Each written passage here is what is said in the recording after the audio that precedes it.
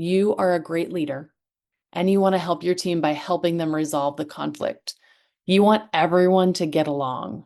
You want everyone to have a great relationship with each other. And you know you can help fix it. But instead of fixing it, I want you to stay out of the issue unless it is truly yours to help solve. Welcome to You Belong in the C-Suite podcast. You are ambitious in life and in your career, but something is missing. You want to bring more of your passion to what you do. Because let's be honest, you pour a ton into your work, and it needs to mean more. I'm your host, Laura Eigel.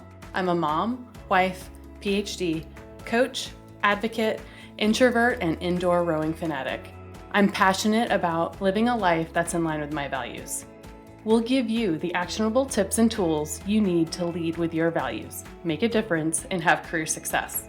The world needs more diversity and authenticity in the top jobs at organizations. Your leadership belongs there. You belong in the C-Suite.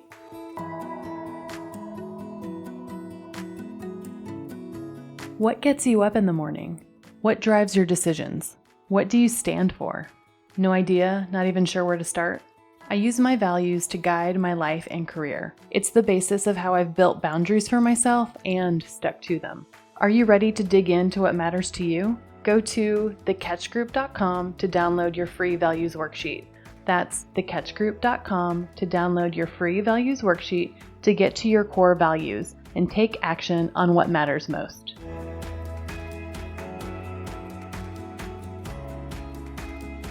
Welcome to this week's episode of the You Belong in the C-Suite podcast.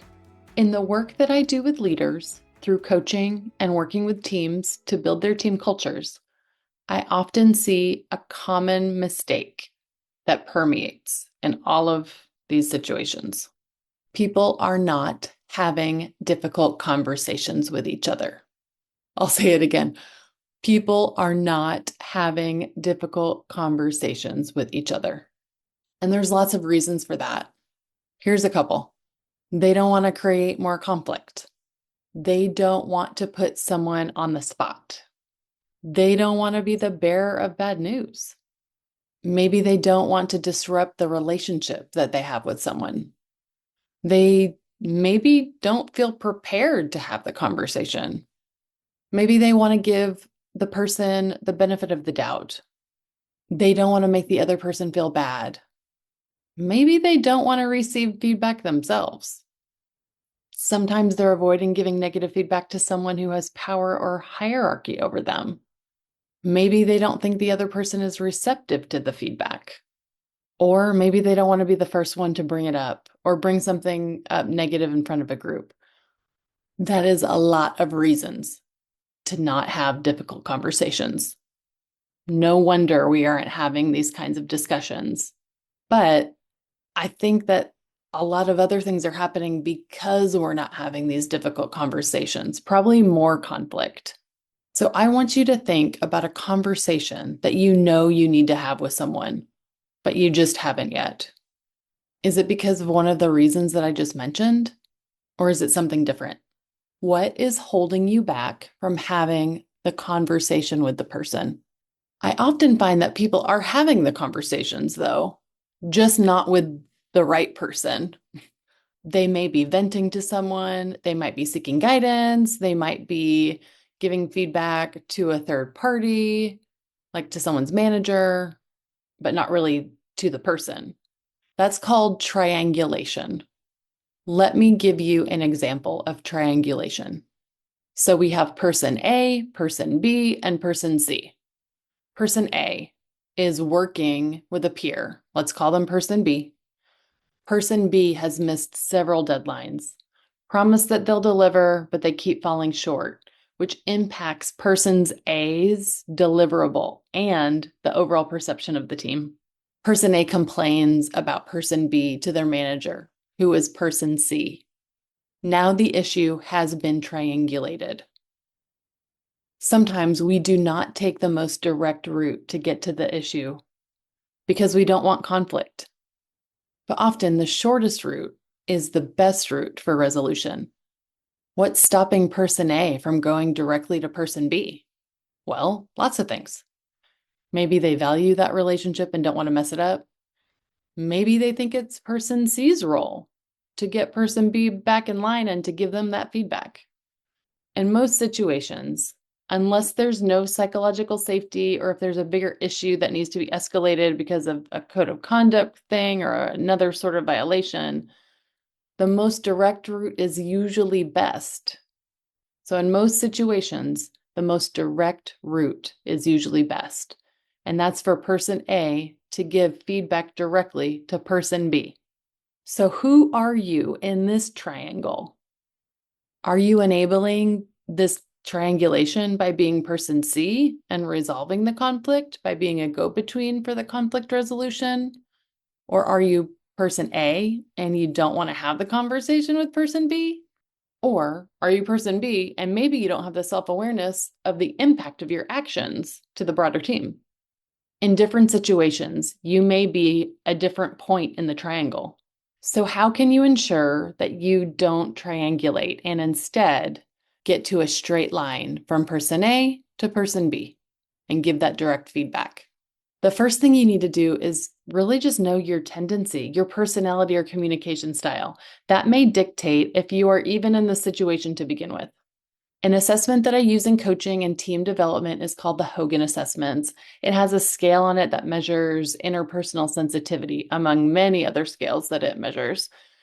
But in interpersonal sensitivity, or I call that the relationshipy scale, it's a social skill or really a way to almost understand emotional intelligence. But really, it's measuring if people are going to give that feedback or kind of if they're not. So people that are higher on interpersonal sensitivity are more aware of their emotions and maybe even the emotions of others. They can read a room well and they can understand how others are feeling. However, they might be reluctant to give that negative feedback because it could mess up the relationship. So sometimes that means they might just soft sell the feedback, sugarcoat it, or maybe even delay giving those negative messages until it just gets to a boiling point. They might need to prepare a lot for those tough conversations because it's going to zap their energy when they do finally give them. So in that situation, that style is really great for some things in terms of building relationships, but when it comes to mitigating conflict, it might be harder for those people to give that feedback. Then there's those that are lower in interpersonal sensitivity on the other side of the spectrum. And they are probably going to give very direct feedback. They don't stray away from conflict. In fact, when they do give feedback, often their words land more bluntly than they realize. They don't have that self-awareness to know this, though. Sometimes they're not great at reading the room, let alone their own emotions. So if you are a person who has lower interpersonal sensitivity, you might have thought, what do you mean by triangulation, Laura? Why wouldn't you just tell the person? That seems like a waste of time to not just go directly from A to B. Why is triangulation even a thing?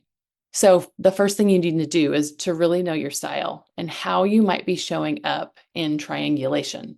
So if you feel like you are more conflict avoidant or higher in the interpersonal sensitivity side, then you may be person A or person C in that triangulation scenario.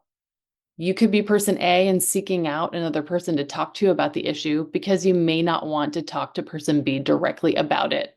Or what I see a lot more of, especially in leadership roles, you may be person C.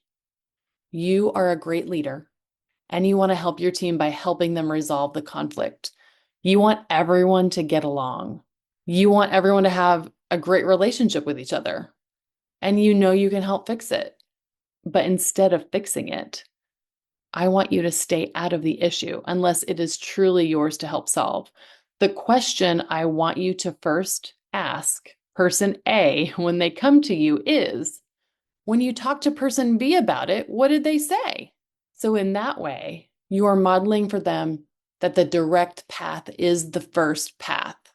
What I hear most often from person A in that situation is, well, I haven't talked to person B about it yet. I'm telling you. Encourage them to talk to person B directly about the issue and then update you on how it is going after that. Remind them what Brene Brown says. Clear is kind. The kind thing to do is to give the feedback directly in a timely manner. As the leader, you can ensure that triangulation doesn't happen. But you have to have that self-awareness that you may be the one that has been encouraging and even modeling that behavior by solving the problems for them as person C. What are you doing to enable that behavior? You might need to stop some of those behaviors, stop some of those conversations, and redirect them. So, what if you're more direct with your style? How might you be showing up here in this triangle? You most likely are talking directly to person B if you're person A, so that might not be an issue. Or maybe you are person B. In either of those scenarios, give the feedback or be open to receiving the feedback from someone else. Let's listen to this clip from season 1, episode 16, on the benefits of receiving feedback.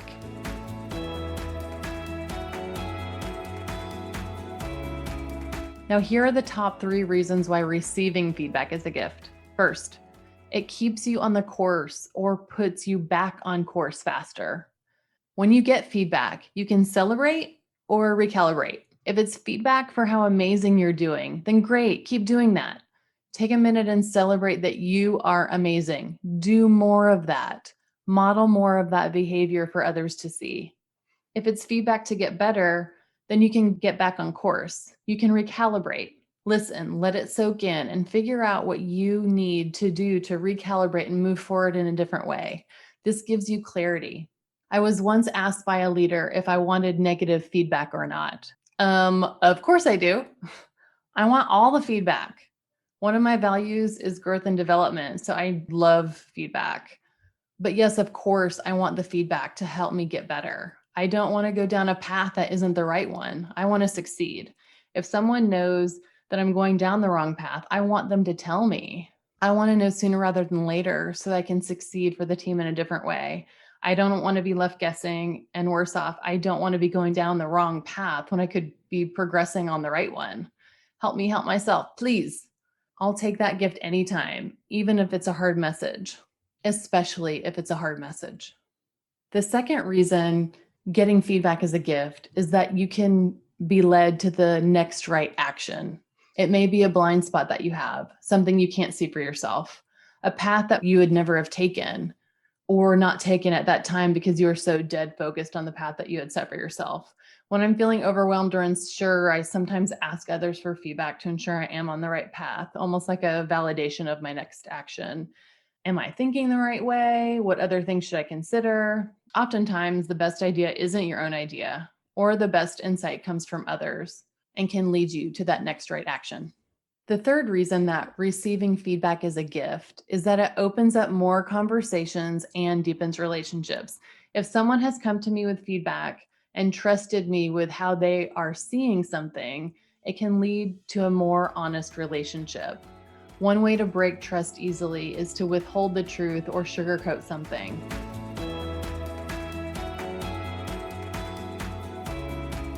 So my call to action for you today is to have the difficult conversation with someone that you know you need to have it with. Get to that straight line, person A to person B. There's more benefits than drawbacks for you to have it for everyone involved. The discomfort that you may feel in the moment isn't easy, but it definitely outweighs the lost time, the frustration, and the benefit that the other person will get from your feedback. So, what is the conversation that you need to have?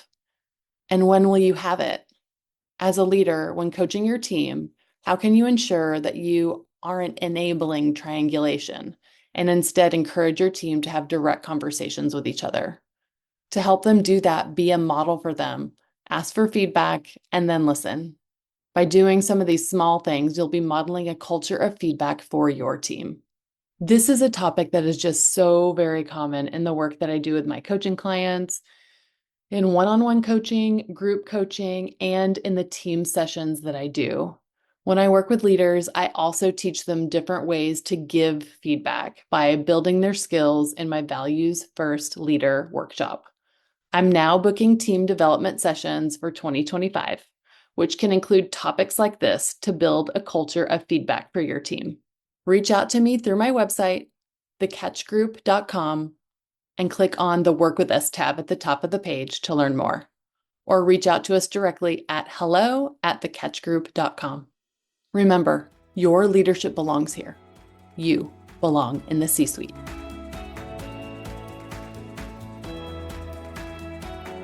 I want to thank you so much for listening to the You Belong in the C-Suite podcast. If you are enjoying this content, please remember to rate and review on Apple Podcasts. By leaving a review, you are helping others find this content. We will be featuring 5-star reviews on air in upcoming episodes. Editing and support for the podcast is done by S&E Podcast Management. To get more tips and tools to help you live a life guided by your values, go to thecatchgroup.com. Keep your boundaries and take care.